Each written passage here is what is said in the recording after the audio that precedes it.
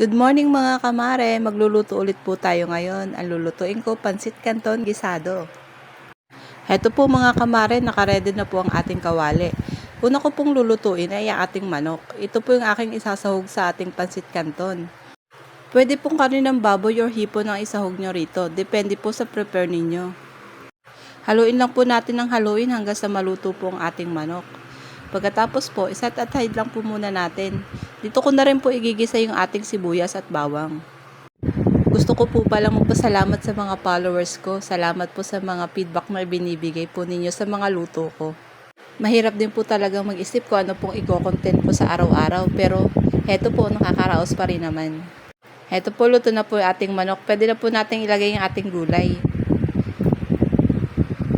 Mga kamare, mas masarap po ang pansit canton pag marami tayong gulay na ilalagay.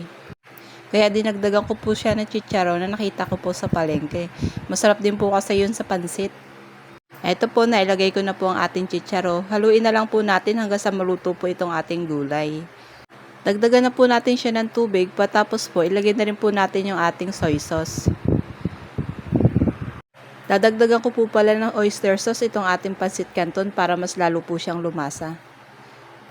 Ilagay na po natin ang ating ground pepper. Pagkatapos po, hintayin na po natin maluto yung ating gulay.